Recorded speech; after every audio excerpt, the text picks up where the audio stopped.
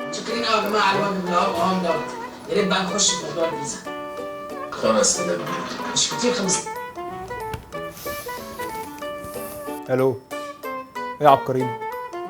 انا عايزك في مصلحه جامده المره دي. عبقرينو عامل ايه؟ ايه الاخبار؟ مش فاكرني؟ بس بقى انا جايلك في مصلحه بقى كبيره، فتقول لي بقى همام ولا مش عارف مين. المره دي فرنسا يا باشا. مش معاك السعودية؟ لا اديني 5 ايام وارد عليك. كتير قوي يا عبد، انا عايز اسافر على طول. لا لا لا عايز اسافر. ها نص ساعة.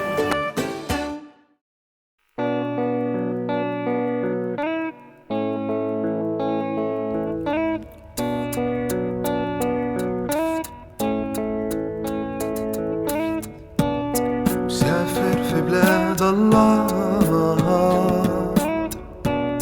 وحلمي أبقى أنا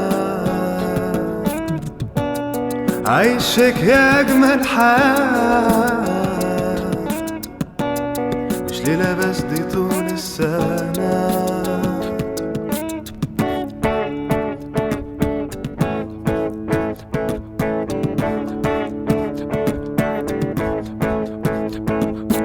حلمت إن أسافر، حلمت إن أغامر، حلمت حلم بسيط، حلمت إن أبقى قادر ألف في أرض الله وأكون أنا فيها مهاجر، من أي فكرة تمنعني من إني بس أحاول وأكون غير أي حد مختلف وعليا شاور يقول ده لف في العالم وأكتر مني فاهم. خد مني فكرة وسافر بكرة خليك مغامر.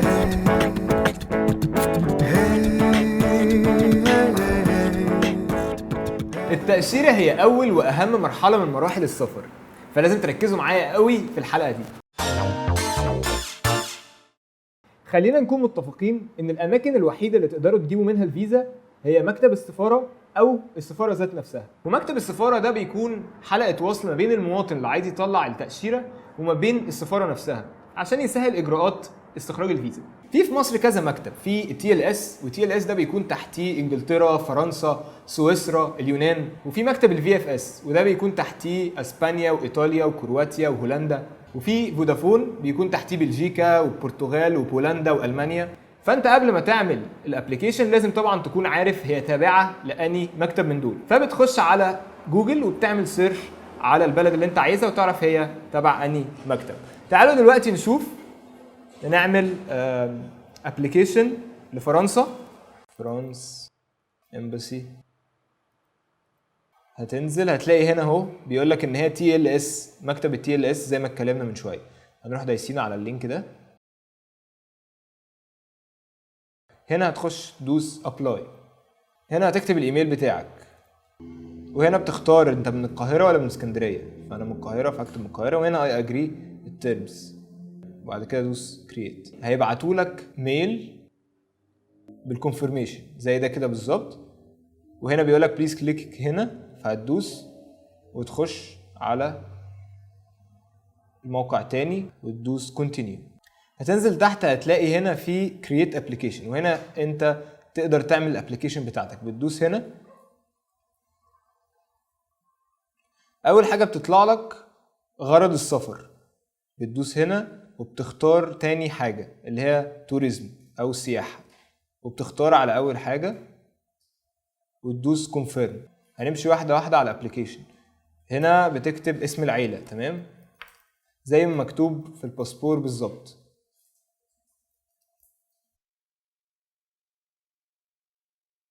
مصري ولا ايه، وهنا بتكتب ان انت مولود في نفس البلد اللي انت عايش فيها دلوقتي، فانت بتقول اه او لا على حسب انت ايه.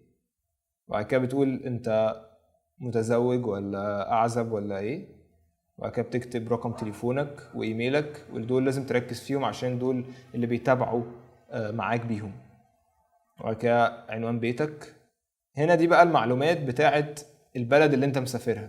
فهنا بيقول لك اول بلد انت هتروحها ايه، فبتخش فبتقول فرنسا عشان احنا بنعمل دلوقتي الابلكيشن من فرنسا، فهنقول ان احنا اول حاجه هنروحها هي فرنسا. وبرده المين ديستنيشن او الاتجاه الرئيسي لفرنسا. وبعد كده هتقول تاريخ وصول الشنجن اريا، يعني اول يوم هتوصل فيه هناك يوم ايه. فانا هكتب مثلا شهر 8/11، واليوم اللي انا هغادر منه اليوم اللي انا هغادر منه فرنسا امتى. هنقول مثلا 30. هنا بتقول لأ. هنا بتقول عدد المرات اللي انت ممكن تخش وتخرج منهم الشنجن اريا.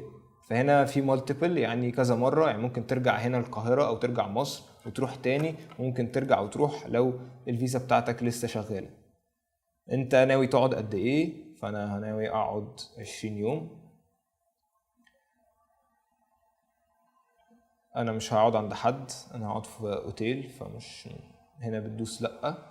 لو هتكتب اسم الشخص اللي انت هتقعد عنده وعنوانه والمدينة اللي هو قاعد فيها والرقم البريدي بتاعه. هنا بيقولك انت خدت شنجن فيزا قبل كده ولا لأ، فبتقول على حسب برضو طبعا. الحاجات دي مخصوصة بالناس اللي هم عايشين هناك، فاحنا ملناش حد هناك فمش هنكتب. هنا بتكتب تاريخ التأمين الصحي بتاعك لو فيه، لو مفيش تمام.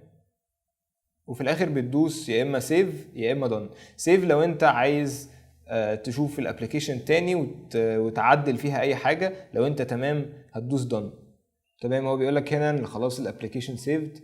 هنا بيقولك داونلود الشنجن فورم، هندوس هنا كده نعمل داونلود، ندوس كونفيرم هنا عشان نروح لميعاد الفيزا. هننزل هنا لحد ما نلاقي ده ميعاد الفيزا. كل طبعا المواعيد دي مقفولة مقفولة مقفولة لحد هنا. أول يوم فاضي يوم 9/8.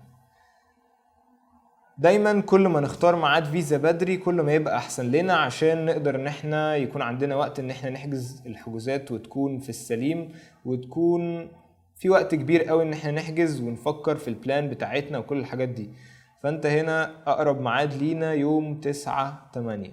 فاحنا هندوس على اقرب ميعاد. انت شوف زي ما انت عايز 8:30 عايز 10، بس اهم حاجة يكون الميعاد مناسب عشان تقدر اليوم ده تكون فاضي ومتاح فيه.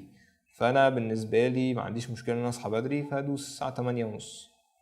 فهنا بيقولك ان انت هتاخد ميعاد يوم 9/8 الساعة 8:30 في القاهرة، ولازم تيجي في ميعادك بالظبط. فهدوس كونفيرم. بكده تكون اخترت ميعاد للفيزا. وهنا بيجيلك العنوان اهو، العنوان بيظهر. ده المكان بتاع المكتب في المهندسين بس. وهنا بيقولك سعر الفيزا كام.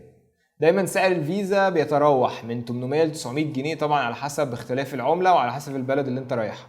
فهنا هو بيقول لنا ان الفيزا ب 594 جنيه وفي 292 جنيه.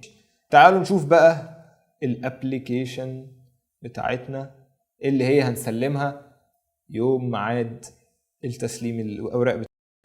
الابليكيشن دي فيها نفس الحاجة بالظبط اللي احنا عملناها كلها، اسمك، كل الحاجات اللي انت مليتها في الابليكيشن اللي هي الاولانية. اللي انت محتاجه بس ان انت في الاخر تمضي في اخر الابليكيشن، وطبعا تكمل بقيه الاسئله لو في اسئله ناقصه، بس طبعا كل حاجه بتبقى كامله لان هي دي اللي انت مليتها في الاول.